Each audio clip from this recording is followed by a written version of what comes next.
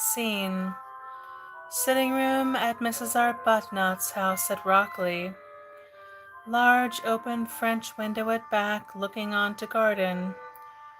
Doors right and left. Gerald Arbuthnot writing at table.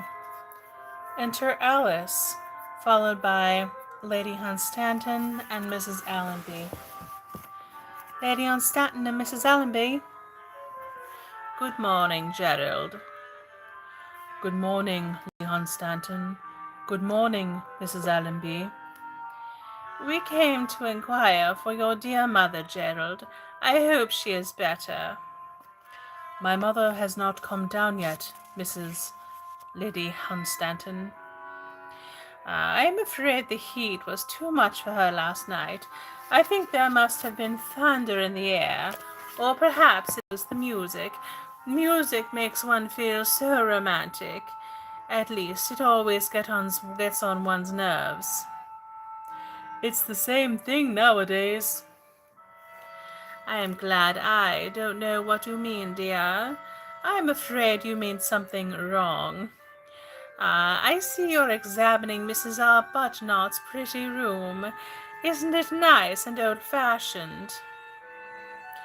It looks like quite the happy English home. That's just the word, dear. That just describes it. One feels your mother's good influence in everything she has about her, Gerald. Lord Illingworth says that all influence is bad, but that a good influence is the worst in the world. When Lord Illingworth knows Mrs. Arbuthnot better, he will change his mind. I must certainly bring him here. I should like to see Lord Illingworth in a happy English home. It would do him a great deal of good, dear. Most women in London nowadays seem to furnish their rooms with nothing but orchids, foreigners, and French novels. But here we have the room as for a sweet saint. Fresh, natural flowers, books that don't shock one, pictures that one can look at without blushing. But I like blushing. Well, there is a good deal to be said for blushing, if one can do it at the proper moment. Poor dear Hunstanton used to tell me I didn't blush nearly often enough. But then, he was so very particular. He wouldn't let me know any of his men friends, except those who were over 70, like poor Lord Ashton, who afterwards, by the way, was brought into the divorce court. A most unfortunate case. I delight in men over 70. They always offer one the devotion of a lifetime. I think 70 an ideal age for a man. She is quite incorrigible, Gerald, isn't she? By the by, Gerald, I hope your dear mother will come in and see me more often now. You and Lord Illingworth start almost immediately, don't you? I have given up my intention of being Lord Illingworth's secretary. Surely not, Gerald. It would be most unwise of you. What reason can you have? I don't think I should be suitable for the post. I wish Lord Illingworth would ask me to be his secretary. But he says I'm not serious enough. My dear, you really mustn't talk like that in this house. Mrs. Arbuthnot doesn't know anything about the wicked society in which we all live. She won't go into it. She is far too good. I consider it was a great honor, her coming to me last night. It gave quite an atmosphere of respectability to the party. Ah, that must have been what you thought was thunder in the air. My dear, how can you say that?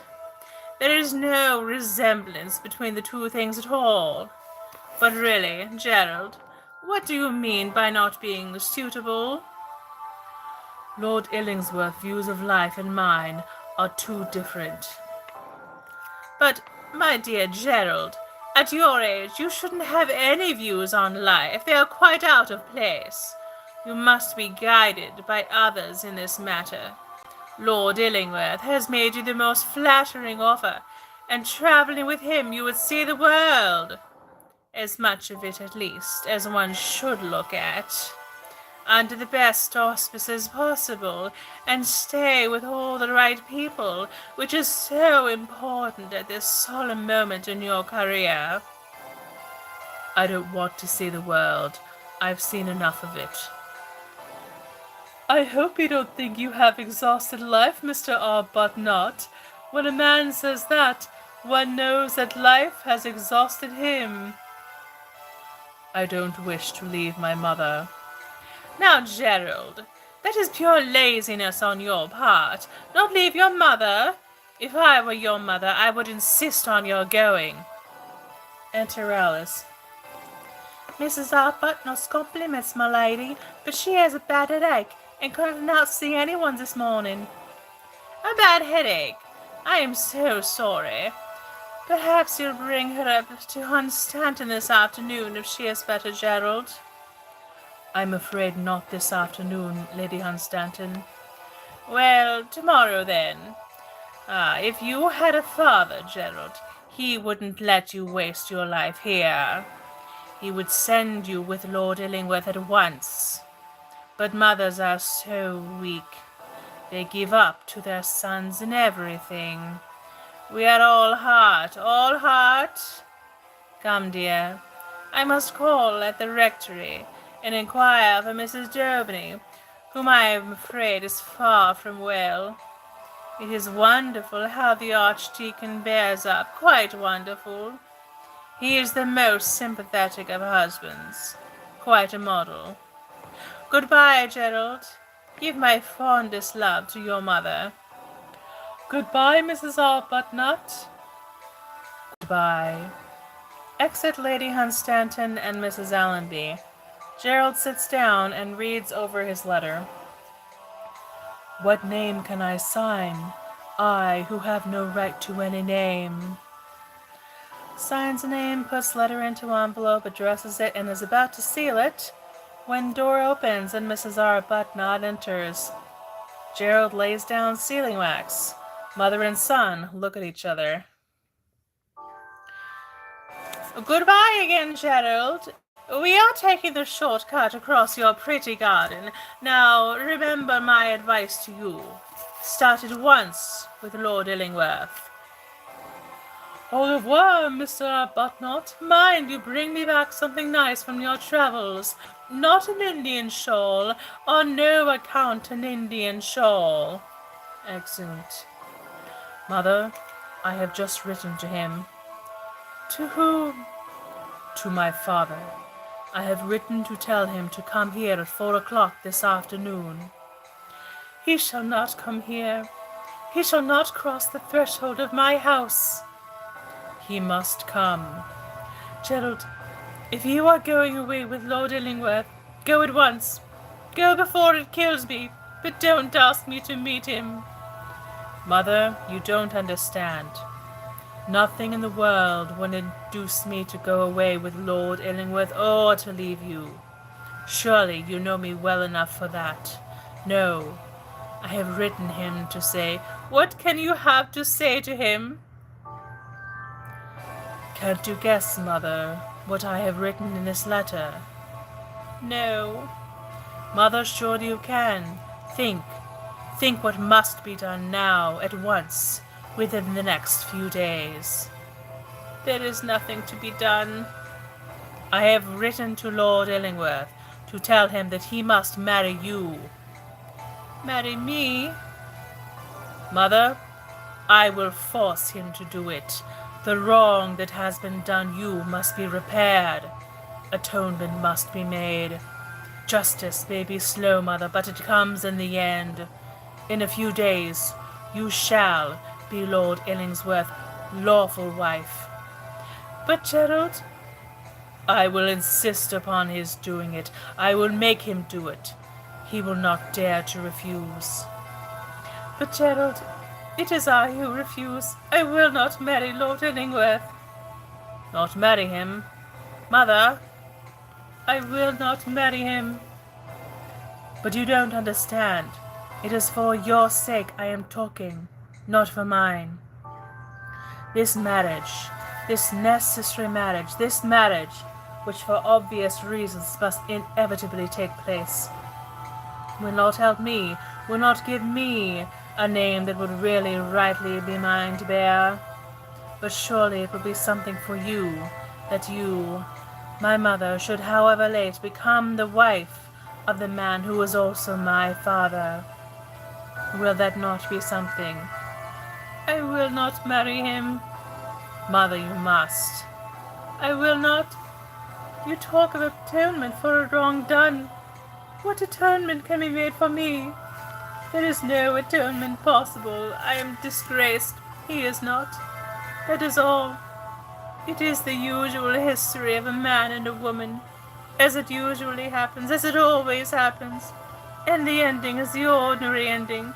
The woman suffers, the man goes free. I don't know if that's the ordinary ending, Mother. I hope it is not, but your life, at any rate, shall not end like that. The man shall make whatever reparation is possible. It is not enough. It does not wipe out the past, I know that, but at least it makes the future better. Better for you, Mother. I refuse to marry Lord Illingworth. If he came to you himself and asked you to be his wife, you would give him a different answer. Remember, he is my father. If he came himself, which he will not do, my answer would be the same. Remember, I am your mother. Mother, you make it terribly difficult for me by talking like that, and I can't understand why you won't look at this matter from the right, from the only proper standpoint. It is to take away the bitterness out of your life, to take away the shadow that lies on your name, that this marriage must take place.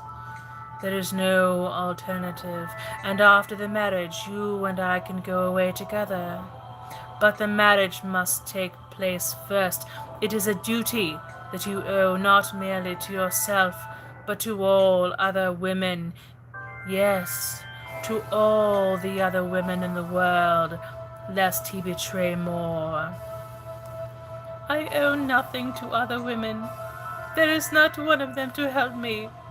There is not one woman in the world to whom I could go for pity if I would take it, or for sympathy if I could win it. Women are hard on each other. That girl last night, good though she is, fled from the room as though I were a tainted thing. She was right. I am a tainted thing. But my wrongs are my own, and I will bear them alone. I must bear them alone. What have women who have not sinned to do with me, or I with them? We do not understand each other. Enter Hester behind. I implore you to do what I ask you.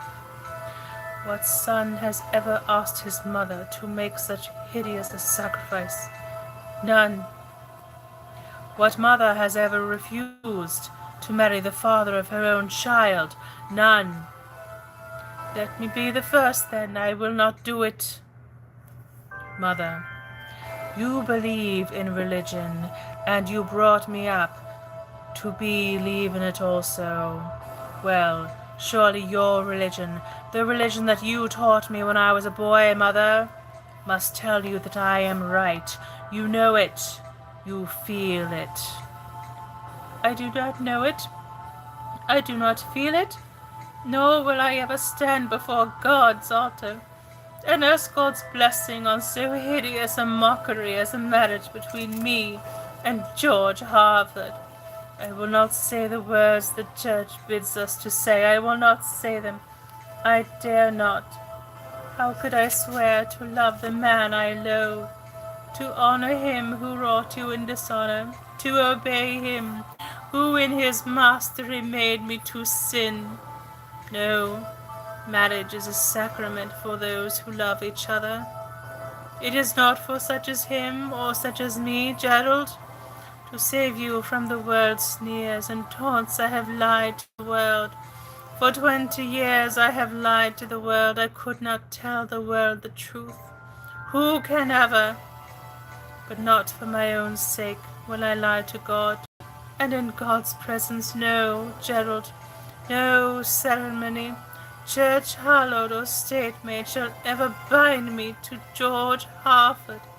It may be that I am too bound to him already, who robbing me left me richer, so that in the mire of my life I found the pearl of price, or what I thought would be so.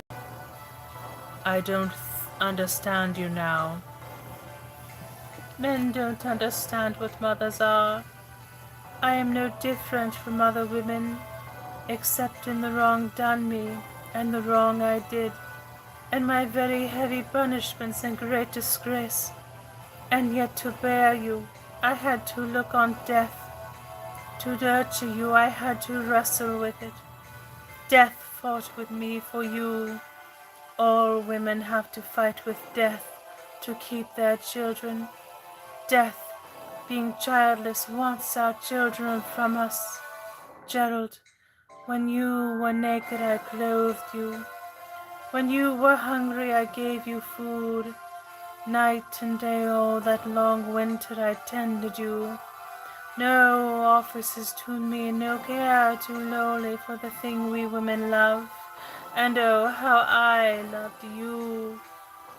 Not Hannah, Samuel more, and you needed love, for you were weakly, and only love could have kept you alive. Only love can keep anyone alive, and boys are careless often, and without thinking give pain, and we always fancy that when they come to man's estate and know us better they will repay us, but it is not so. The world draws them from our side, and they make friends with whom they are happier than they are with us, and have amusements from which we are barred, and interests that are not ours, and they are unjust to us often, for when they find life bitter they blame us for it, and when they find it sweet, we do not taste its sweetness with them. You made many friends, and went into their houses and were glad with them, and I, knowing my secret, did not dare to follow, but stayed at home and closed the door, shut out the sun, and sat in darkness. My past was ever with me, and you thought I didn't care for the pleasant things of life. I tell you I longed for them, but did not dare to touch them, feeling I had no right. You thought I was happier working amongst the poor. That was my mission, you imagined. It was not, but where else was I to go? The sick do not ask if the hand that smooths their pillows is pure, nor the dying care if the lips that touch the brow have known the kiss of sin. It was you I thought of all the time. I gave to them the love you did not need, lavished on them a love that was not theirs, and you thought I spent too much of my time in going to church and in church duties, but where else could I turn? God's house is the only house where sinners are made welcome, and you were always in my heart, Gerald, too much in my heart. For though day after day at morn or even song I have knelt in God's house, I have never repented of my sin. How could I repent of my sin when you, my love, were its fruit? Even now that you are bitter to me, I cannot repent.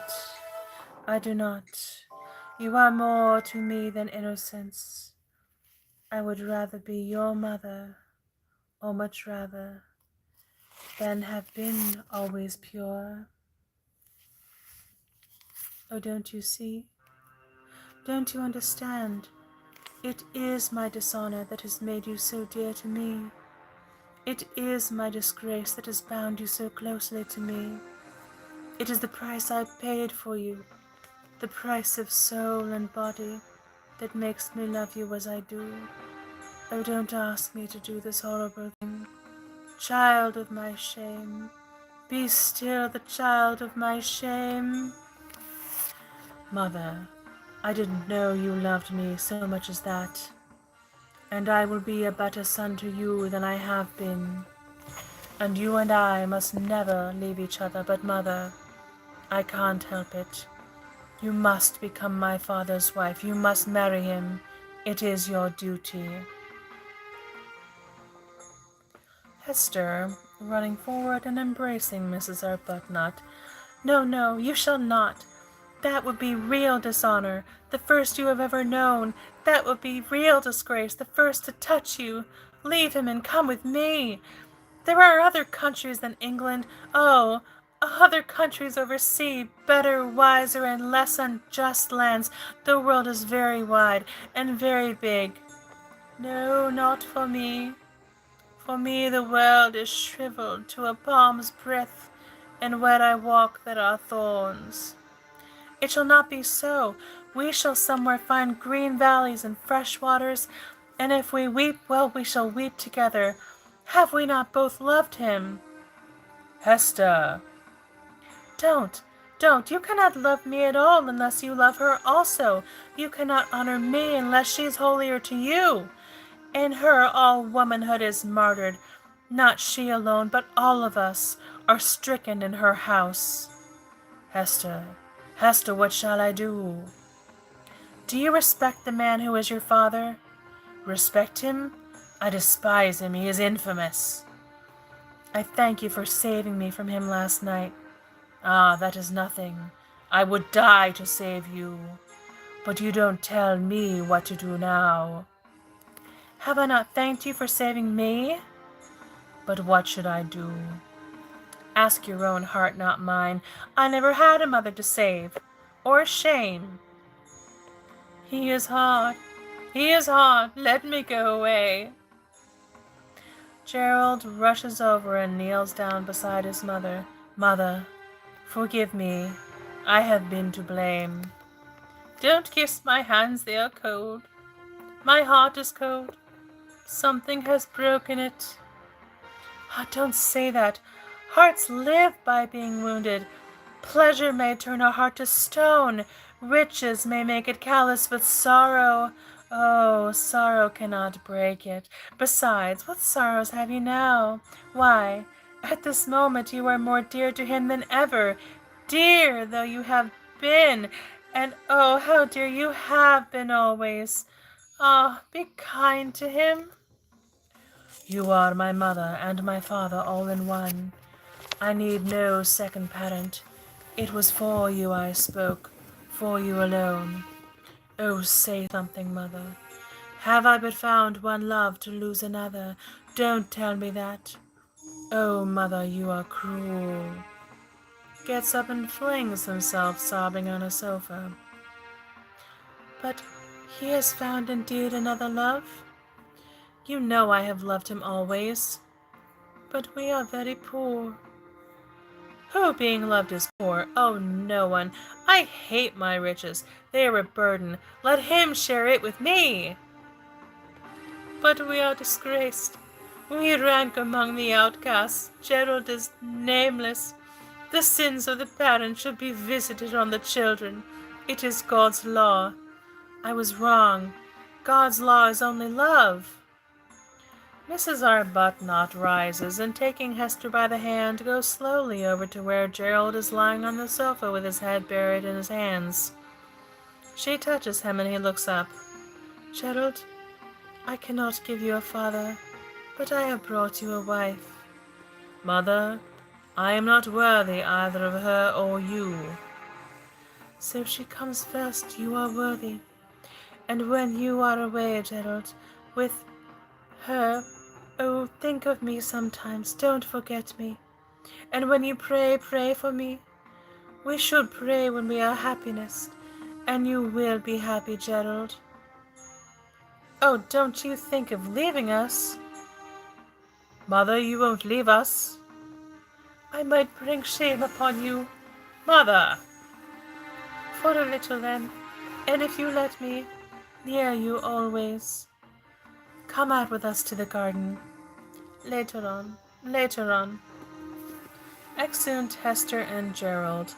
Mrs. Arbuthnot goes toward the door, stops at looking-glass over a mantelpiece, and looks into it. Enter Alice. A gentleman to see you, ma'am. Say I am not at home. Show me the card. Say I will not see him. Lord Illingworth enters. Mrs. Arbuthnot sees him in the glass and starts, but does not turn around. Exit Alice. What can you have to say to me today, George Harford? You can have nothing to say to me. You must leave this house. Rachel. Gerald knows everything about you and me now, so some arrangement must be come to that will suit us all three. I assure you he will find in me the most charming and generous of fathers. My son may come in at any moment. I saved you last night. I may not be able to save you again. My son feels my dishonor strongly, terribly strongly. I beg you to go. Last night was excessively unfortunate. That silly Puritan girl making a scene merely because I wanted to kiss her. What harm is there in a kiss? A kiss may ruin a human life, George Harford. I know that. I know that too well. We won't discuss that at present. What is of importance today, as yesterday, is still our son. I am extremely fond of him, as you know. And although it may seem to you, I admired his conduct last night immensely. He took up the cudgels for that pretty prude with wonderful promptitude. He is just what I should have liked a son of mine to be, except that no son of mine should ever take the side of the Puritans. That is always an error. Now, what I propose is this. Lord Illingworth, no proposition of yours interests me. According to our ridiculous English laws, I can't legitimize Gerald, but I can leave him my property. Illingworth is entailed, of course, but it is a tedious barrack of a place. He can have Ashby, which is much prettier, Harborough, which has the best shooting in the north of England, and the house in St. James Square. What more can a gentleman desire in this world? Nothing more, I am quite sure. As for a title is really rather a nuisance in these democratic days. As George Harford, I had everything I wanted. Now I have merely everything that other people want, which isn't nearly so pleasant. Well, my proposal is this. I told you I was not interested, and I beg you to go. The boy is to be with you for 6 months in the year, and with me for the other 6. That is perfectly fair, is it not? You can have whatever allowance you like and live where you choose. As for your past, no one knows anything about it except myself and Gerald. There is the Puritan, of course, the Puritan in white muslin, but she doesn't count. She couldn't tell the story without explaining that she objected to being kissed, could she? And all the women would think her a fool, and the men think her a bore. And you need not be afraid that Gerald won't be my heir. I needn't tell you I have not the slightest intention of marrying. You come too late. My son has no need of you. You are not necessary. What do you mean, Rachel? That you are not necessary to Gerald's career. He does not require you. I do not understand you. Look into the garden. You had better not let them see you. You bring unpleasant memories. She loves him. They love each other. We are safe from you, and we are going away. Where? We will not tell you. And if you find us, We will not know you. You seem surprised. What welcome would you get from the girl whose lips you tried to soil? From the boy whose life you have shamed? From the mother whose dishonor comes from you? You have grown hard, Rachel. I was too weak once. It is well for me that I have changed. I was very young at the time. We men know life too early. And we women know life too late. That is the difference between women and men. Rachel, I want my son. My money may be of no use to him now. I may be of no use to him, but I want my son. Bring us together, Rachel. You can do it if you choose. There is no room in my boy's life for you. He is not interested in you. Then why does he write to me? What do you mean? What letter is this? That is nothing. Give it to me. It is addressed to me. You are not to open it. I forbid you to open it. And in Gerald's handwriting. It was not to have been sent. It is a letter he wrote to you this morning before he saw me. But he is sorry now he wrote it. Very sorry. You are not to open it. Give it to me. It belongs to me. Opens it, sits down, and reads it slowly. Mrs. Arbuthnot watches him the whole time. You have read this letter, I suppose, Rachel? No. You know what is in it? Yes. I don't admit for a moment that the boy is right in what he says. I don't admit that it is any duty of mine to marry you. I deny it entirely. But to get my son back, I am ready. Yes, I am ready to marry you, Rachel, and to treat you always with the deference and respect due to my wife. I will marry you as soon as you choose. I give you my word of honor. You made that promise to me before and broke it. I will keep it now. And that will show you that I love my son at least as much as you love him. For when I marry you, Rachel, there are some ambitions I shall have to surrender. High ambitions, too, if any ambition is high. I decline to marry you, Lord Illingworth. Are you serious? Yes. Do tell me your reasons. They would interest me enormously. I have already explained them to you. I suppose they were intensely sentimental, weren't they? You women live by your emotions and for them. You have no philosophy of life. You are right. We women live by our emotions and for them. By our passions and for them, if you will. I have two passions, Lord Illingworth. My love of him and my hate of you. You cannot kill those, they feed each other. What sort of love is that which needs to have hate as its brother? It is the sort of love that I have for Gerald. Do you think that terrible? Well, it is terrible. All love is terrible. All love is a tragedy. I loved you once, Lord Illingworth. Oh, what a tragedy for a woman to have loved you. So you really refuse to marry me? Yes. Because you hate me? Yes. And does my son hate me as you do? No.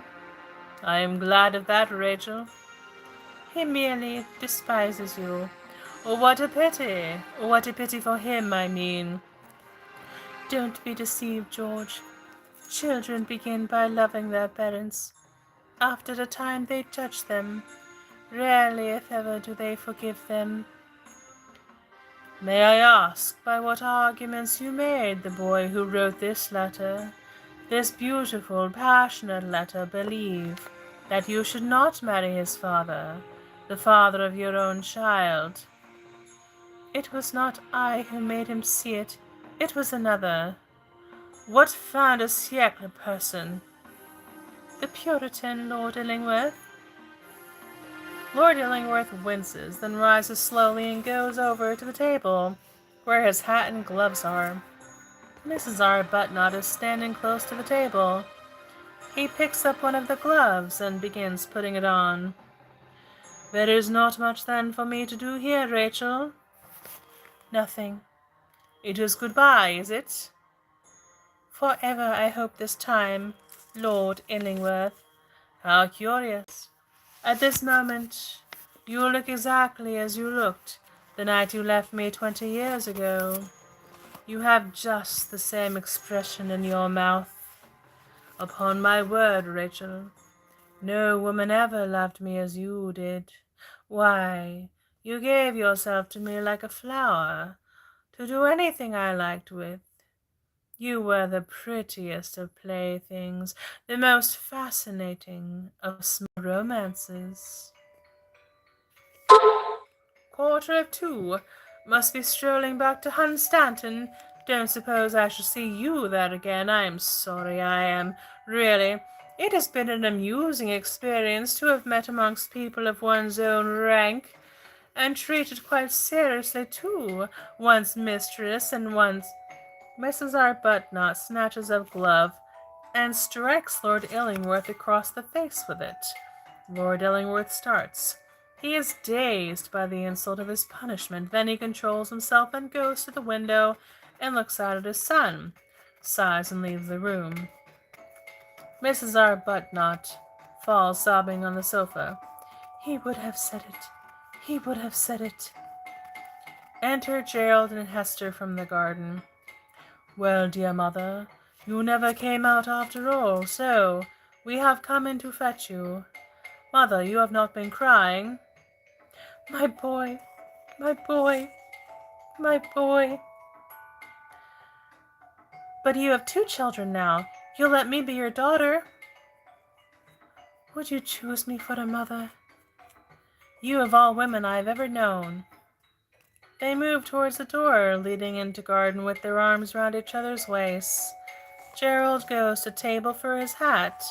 On turning round, he sees Lord Illingworth's glove lying on the floor and picks it up. Hello, mother. Whose glove is this? You have had a visitor. Who was it? Oh, no one. No one in particular. A man of no importance. Thank you for letting me read to you today. Please check out my channel page for where to buy my art and all that other good stuff.